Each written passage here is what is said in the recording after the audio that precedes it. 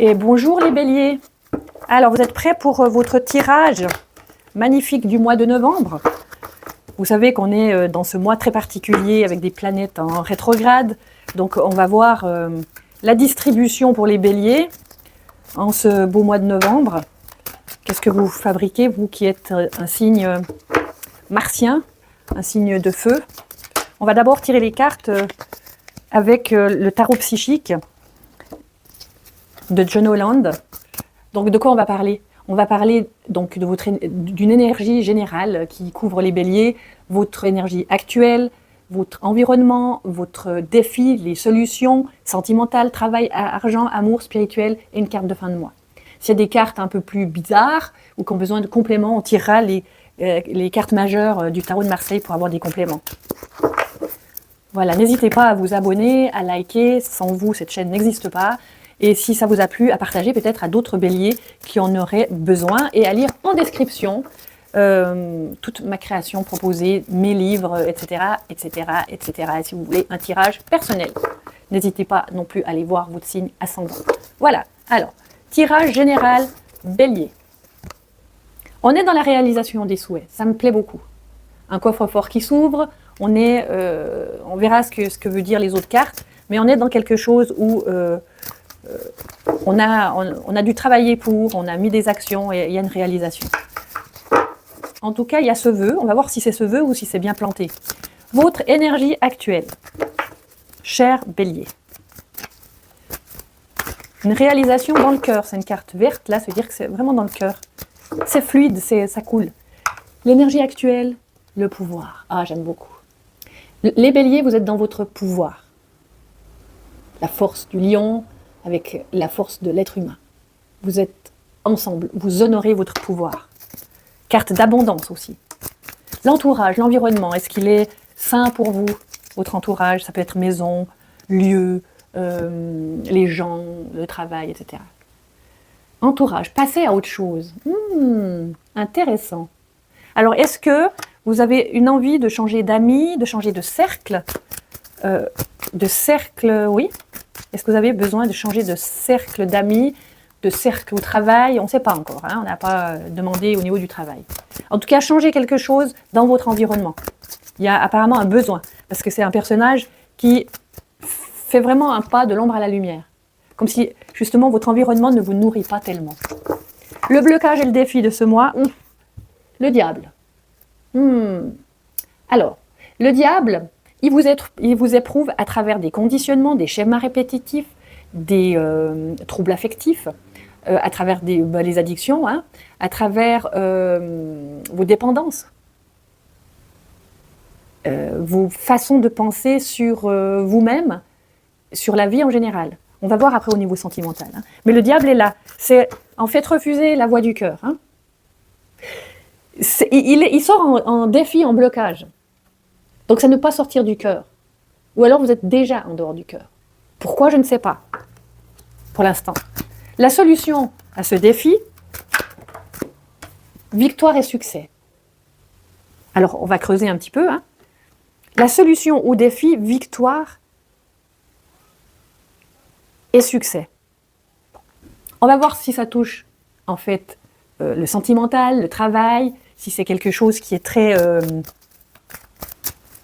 au niveau de vos humeurs. Parce que vous êtes dans le pouvoir. Hein. Voyez, vous êtes dans le pouvoir, cher bélier. Mais votre pouvoir doit être dirigé juste, en fait. Un pouvoir qui est dirigé par le cœur est un bon pouvoir. Parce que la solution, c'est d'arriver à la victoire et au succès. Donc si on n'est pas bien aligné avec son pouvoir, parce qu'il y a le diable qui vous soumet à quelque chose, il faut se réajuster. Alors, au niveau sentimental, les béliers, qu'est-ce qui se passe? Au niveau sentimental, c'est bon, on est dans la fertilité, on se sent utile, on se sent en train de concrétiser quelque chose. C'est l'impératrice du tarot de Marseille, c'est la carte numéro 3, c'est celle qui plante les graines, c'est celle qui est même enceinte de projet. Plus facilement. C'est une carte féminine, c'est votre féminin sacré en fait. Celle qui crée des plans sur la comète, mais des plans bien alignés avec le cœur. Le cœur est ouvert ici. Donc au niveau sentimental, ça me paraît pas mal. On va voir au niveau du travail. Où est-ce que ce diable, il vient vous chercher? J'ai l'impression que c'est quand même au niveau de votre ego, mais on verra après. Alors au niveau du travail, comment allez-vous? Mouvement positif vers l'avant. Vous avez le vent en poupe au niveau du travail. Ça, c'est bon. C'est une carte numéro 8, toujours, comme la carte du pouvoir, de votre énergie du moment. Au niveau de l'argent, autorité. Donc, c'est intéressant parce qu'on a l'impératrice au niveau sentimental, donc, qui est très créatrice, qui sème ce qu'il faut semer pour se sentir bien. Et vous avez l'empereur. Donc, vous avez le couple magique dans votre tirage, et ici au niveau de l'argent. Donc au niveau du travail, en fait, ce que vous donnez vous revient. C'est bon, c'est sain. Après, regardez, l'autorité. Il ne faut pas être autoritariste. Et là, il y a un sentiment, là, celui-ci, dans ce jeu-là, justement, il nous fait prendre garde, cet empereur, à l'autoritarisme. Comment on se perçoit à travers les autres. Si vous avez besoin d'être autoritaire, je vais déplier mes jambes, si vous le permettez.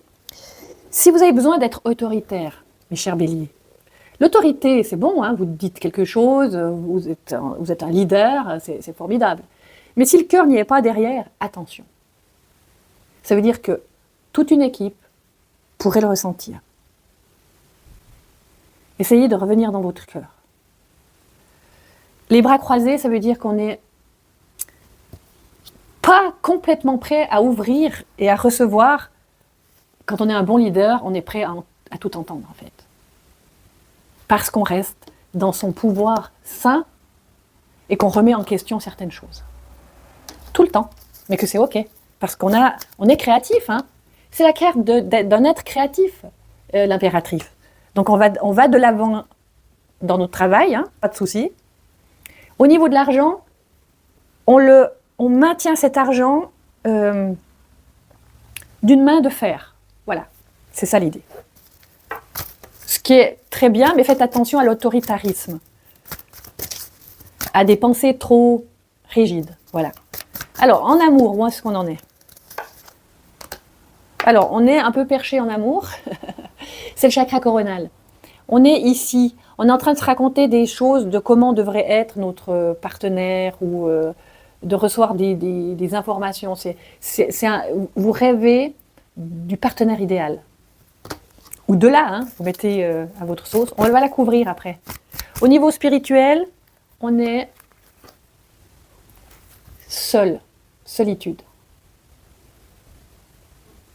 On est aligné dans sa solitude, on est quand même en train de lire notre livre de vie. Mais c'est quand même la solitude, au niveau spirituel. La spiritualité, comment on se sent dans notre être le plus profond, le plus beau, dans notre soi supérieur, dans nos ambitions les plus élevées, on est un peu seul. On a besoin d'étudier certaines choses. On a besoin de comprendre. On a besoin de comprendre. On ouvre le livre de la vie, on a besoin de comprendre comment ça se passe. Des choses peut-être vous échappent et vous avez besoin de comprendre. Et vous avez besoin de comprendre pourquoi lui, là, le diable, vous tente et vous refusez d'ouvrir votre cœur. C'est impressionnant. Et à la fin du mois, vous en êtes où? L'équilibre. Bon, ça me plaît aussi. La recherche de l'équilibre, on est devant un être qui a tous ses outils. Hein, c'est l'ange sur terre, il a tous ses outils pour bien faire. L'équilibre. On va tirer des cartes majeures là-dessus. Alors, le diable, qu'est-ce qu'il vient représenter? C'est votre défi, le diable. Le mât, celui qui s'en va, poussé par un instinct. Il représente votre petit diable intérieur, là, qui refuse la clé du cœur, parce que c'est ça, hein, refuse la clé du cœur. Il refuse l'idée d'aller de l'avant, poussé par un instinct.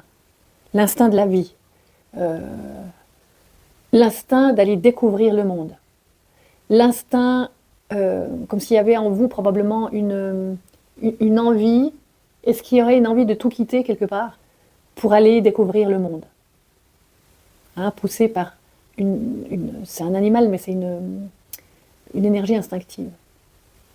Alors, est-ce que vous vous interdisez, sous prétexte que vous n'avez pas le temps ou Dieu sait quoi? On va encore en mettre une ici. Maintenant, sur la carte de l'amour, puis c'était le chakra coronal qui est sorti, hein, là où c'est un peu perché, vous racontez des trucs. Ah, il y a une transformation, voilà. Vous voyez, il y a une transformation. Vous avez besoin de transmuter quelque chose, ce que vous pensez en fait.